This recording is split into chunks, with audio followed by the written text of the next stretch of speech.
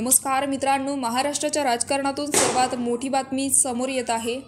जाणून घेऊयात. नव्या मुख्यमंत्री पदाचा शपथविधी 26 तारखेला होणार अशी चर्चा होती. मात्र आता सत्ता स्थापनेचा मुहूर्त लांबणीवर पडल्याचं समोर येतं. नुकताच मिळालेल्या माहितीनुसार महाराष्ट्रातील माहिती सरकारचा शपथविधी 29 नोव्हेंबरला होणार असल्याचं सांगण्यात येत आहे.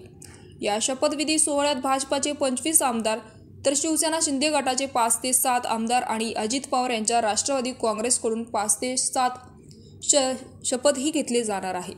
तसेच महाराष्ट्रातील मुख्यमंत्री पदाचा चेहरा मुख्यमंत्री नरेंद्र मोदी निवडणार असल्याची प्राथमिक माहिती समोर आली आहे. परंतु आता नरेंद्र मोदी किंवा केंद्रीय गृहमंत्री नव्हे तर केंद्रीय संरक्षण मंत्री राजनाथ सिंह महाराष्ट्राचा मुख्यमंत्री कोण असणार याचा निर्णय घेणार आहे. तर महाराष्ट्राचा पुढील मुख्यमंत्री कोण असणार ही निवड करण्याची मोठी जबाबदारी राजनाथ सिंह यांच्याकडे सोपवण्यात आली आहे. बरोबरच मुख्यमंत्रीपदाच्या शर्यतीत देवेंद्र फडणवीस यांचे नाव सर्वात पुढे आहे. तर आज संध्याकाळी दिल्लीत होणाऱ्या वरिष्ठ नेत्यांच्या बैठकीत नावावर शिक्कामोर्तब होण्याची शक्यता आहे. निवडणुकीत भाजपाला मिळालेल्या मोठं यश आणि देवेंद्र फडणवीस यांच्या नेतृत्वाखालील मिळालेल्या यशानंतर भाजपाच्या वरिष्ठ नेत्यांकडून शिक्कामोर्तब होणार आहे.